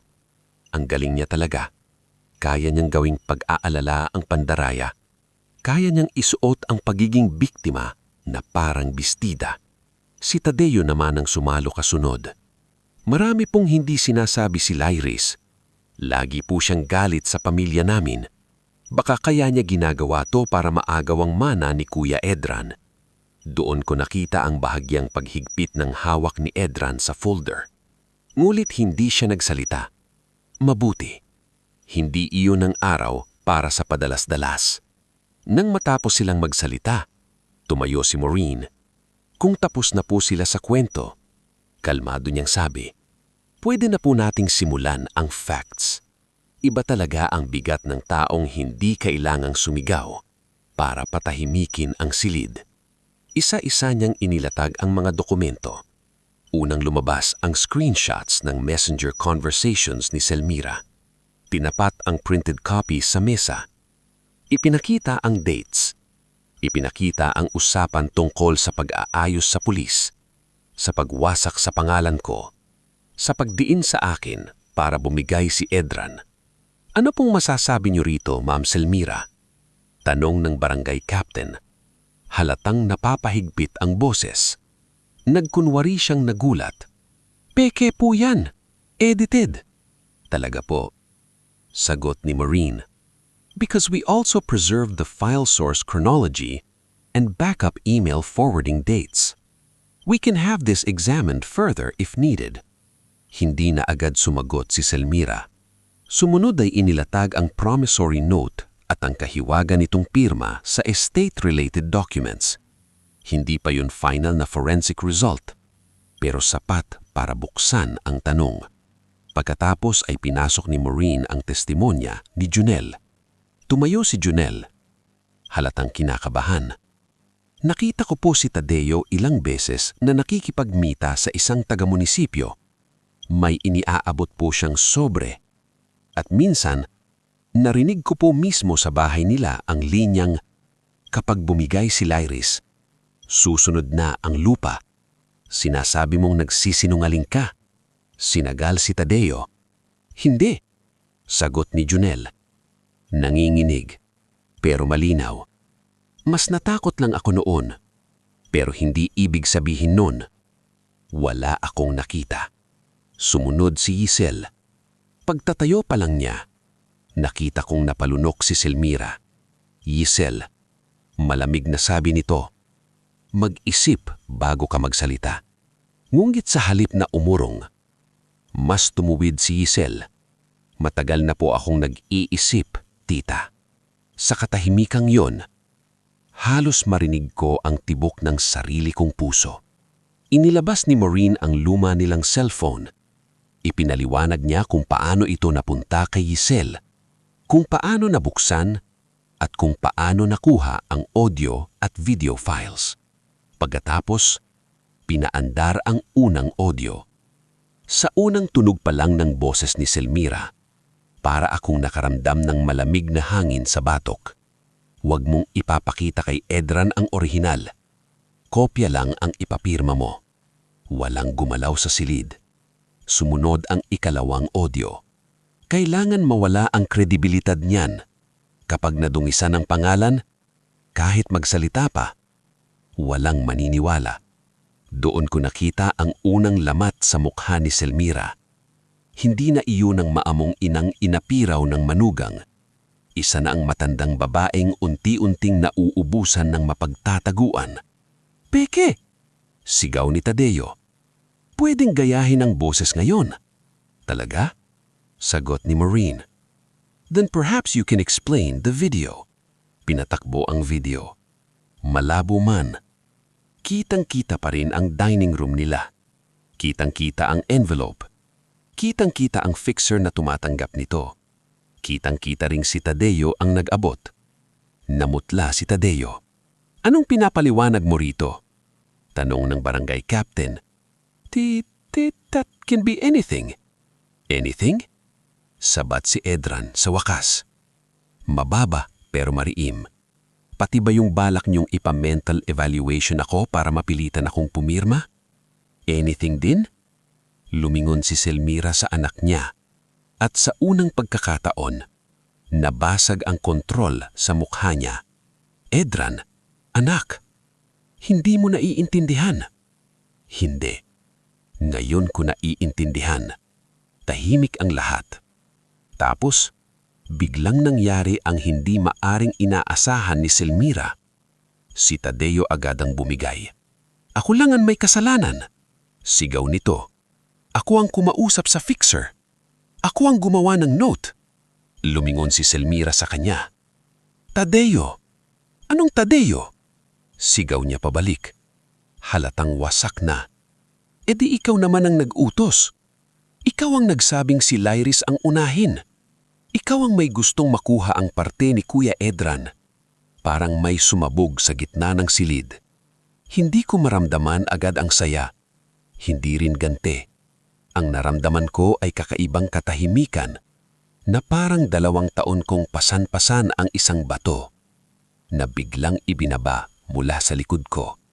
Nakita ko si Selmira, hindi bilang malakas na biyanan, hindi bilang ginang sa harap ng tao, kundi bilang taong, sa wakas, ay natapatan ng sarili niyang mga salita at sa isang pagkakataon, siya naman ang walang makapagsalita. Doon ko naunawaan na may mga laban na hindi ipinapanalo sa sigaw. May mga laban na ipinapanalo sa pagtitimpi, sa ebidensya, at sa oras na hinayaan mong ang mismong kasinungalingan, ang lumingon at kagatin ang gumawa nito.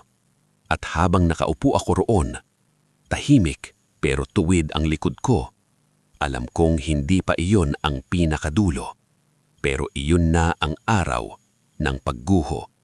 At sa wakas, hindi ako ang nakabaon sa ilalim.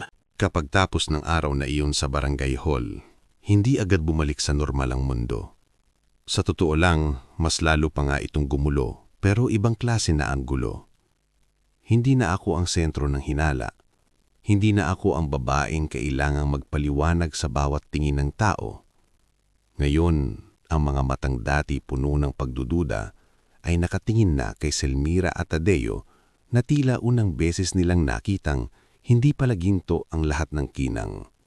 Sa mga sumunod na linggo, sunod-sunod ang formal na hakbang. Dinala ni Attorney Maureen ang mga ebidensya sa tamang tanggapan. Inayos ang mga affidavits ni na Junel at Isel. Sinuri ang mga dokumentong may kahina-hinalang pirma. Pati ang mga lumang records ng lupa ay muling binuksan. Hindi na iyon usapang pambarangay lang. Hindi na iyon kayang tabunan ng pabulong na pakiusap, ng drama sa harap ng kapitbahay o ng pabor mula sa kakilala. Si Tadeo ang unang tuluyang bumigay. Hindi na niya kinaya ang pressure ng mapagtanto niyang hindi na siya kayang saluhin ng ina niya sa lahat ng gusot. Minsan, sa gitna ng isa pang pag-uusap sa opisina ni Maureen, dumating ang balitang nagsimula na siyang magsalita ng mas buo sa investigasyon. Hindi na siya makakatulog ng maayos, sabi ni Maureen habang inilalapag ang kape sa mesa. At ang taong hindi sanay sa bigat ng sariling kasinungalingan, unang nauupos. Tahimik akong nakinig. Katabi ko si Edran noon, at bagamat hindi pa rin kami bumabalik sa dati, mas malinaw na ang pwesto niya sa tabi ko.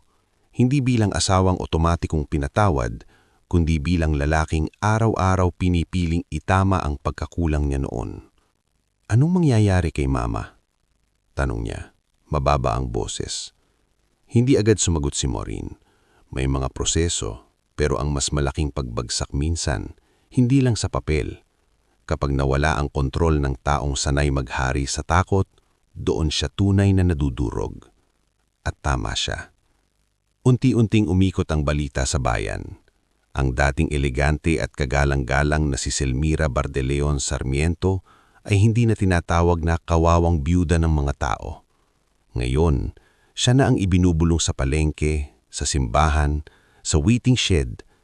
Hindi ko ikinatuwa ang chismis dahil alam ko mismo kung gaano kabigat ang husgahan ng bayan. Pero hindi ko rin maikakailan na may kung anong pakiramdam ng hustisya sa nakita kong pagbalik ng aniw sa taong matagal akong inilugmok sa dilim. Minsan, pinuntahan ako ni Isel sa shop. Ate, sabi niya habang hawak ng supot ng hopya, lumalala po ang lagay ni tita. Napatingin ako kay Isel. Anong nangyari?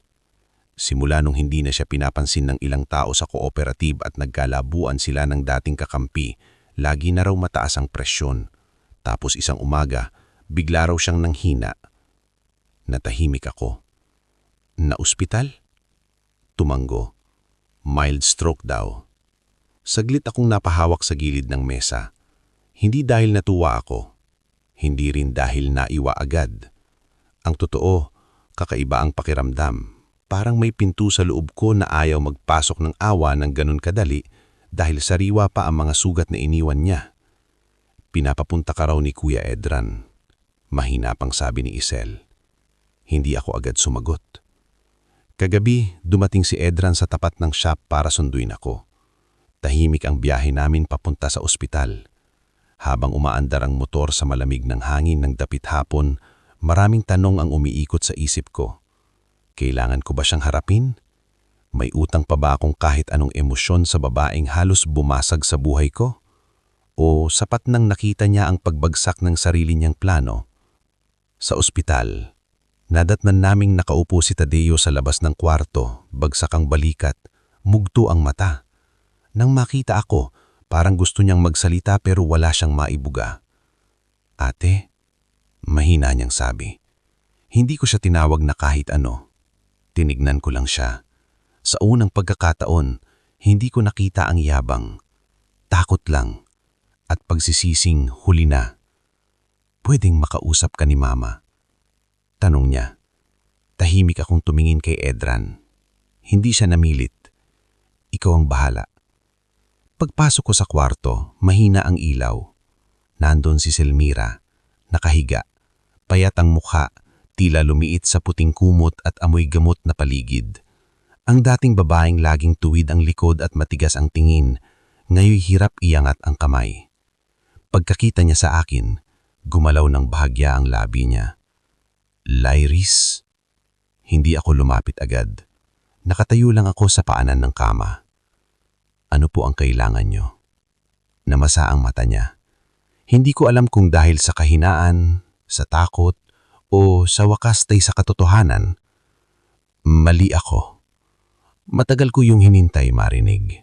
Pero nang dumating, hindi pala iyon gaanong kasarap pakinggan. Masyado nang huli ang iba sa mga salitang yan. Sagot ko. Alam ko, putol-putol ang hininga niya. Akala ko, kapag nawala ka, babalik sa akin ang anak ko. Akala ko, kaya kong ayusin ang lahat basta ako ang masusunod. Napatawa ako ng mapait pero mahina lang. Hindi ninyo inayos. Sinira ninyo. Pumikit siya. May luhang dumulas sa gilid ng mata niya. Patawarin mo ako. Doon ako lumapit. Hindi para yakapin siya. Hindi para bigyan siya ng ginhawa. Kundi para masigurong maririnig niya ng malinaw ang sagot ko. Hindi ko kayang ibigay agad ang kapatawaran na parang wala lang nangyari, sabi ko. Marami kayong winasak. Pangalan ko, kabuhayan ko, tiwala ko sa asawa ko, at kapayapaan ng buhay naming mag-asawa. Hindi nabubura yun sa iisang sorry. Nanginginig ang labi niya. Pero pipiliin kong hindi na mabuhay para lang gantihan kayo araw-araw. Dagdag ko. Hindi dahil karapat-dapat kayo sa awa, kundi dahil ayokong maging katulad ninyo. Hindi siya nakasagot. Pumikit lang siya habang tahimik na umiiyak. Paglabas ko ng kwarto, nadandan ko si Edran sa hallway. Hindi niya ako tinanong agad. Sumabay lang siya sa paglalakad ko palabas ng ospital hanggang makarating kami sa hardin sa gilid. Kumista? Mahinang tanong niya. Huminga ako ng malalim. Tapos na sa akin ang bahagi niya. Tumanggo siya. At tayo? Napatingin ako sa kanya. Doon ko nakita ang lalaking hindi nakatulad ng dati. Hindi pa perpekto, hindi pa buo, pero marunong nang maghintay ng hindi naniningil. Hinding-hindi na tayo babalik sa dati, sabi ko. Kung may bago mang magsisimula, hindi iyon gagaling sa alaala. Gagawin natin iyon mula sa katotohanan. Handa ako ron, sagot niya agad. At sa pagkakataong iyon, naniwala akong pakanga. Makalipas ang ilang buwan, tuluyan ang naayos ang usapin sa lupang matagal itinago at pinaglabanan. Hindi ko inangkin para yumaman. Hindi ko ginamit para ipamukha sa bayan na panalo ako. Sa halip, sa tulong ng Murin at ng ilang babae sa Santor na dati ring nakaranas ng paninira at abandona, itinayo namin roon ang isang maliit na tailoring at livelihood center. Doon nagtuturo ako ng pananahi, basic repair at paghawak ng sariling kita. Si Isel ang tumulong sa records, si Junel naman ang nag-ayos ng electrical works at maliit na pwesto sa harap.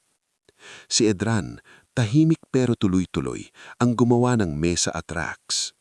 Sa pagbukas ng center, may ilang tao sa bayan na dumalo. Hindi dahil curious sila sa iskandalo, kundi dahil gusto nilang makita kung ano ang itinayo mula sa abo ng isang wasak na pangalan. Bago magsimula ang simpleng programa, lumapit sa akin si Edran at mahina niyang sabi, "Pwede pa ba akong manatili sa tabi mo?" Tinignan ko siya. Saka ang mga makinang panamahi, ang ilaw sa kisima, ang mga babaeng unti-unting pumapasok na may dalang pag-asa sa mga mata.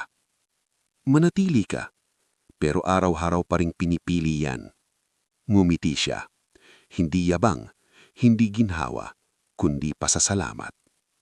At habang nakatayo ako sa lugar na dating pinaglalabanan lang sa papel at pandaraya, naisip ko na minsan, hindi ang pinakamagandang ganti ay ang makita silang bumagsak. Minsan, ang pinakamagandang ganti ay ang mabuhay ng hindi nilang nagawang sirain. Ang aral ng kwento, hindi lahat ng pamilya ay ligtas at hindi lahat ng tahimik ay mahina.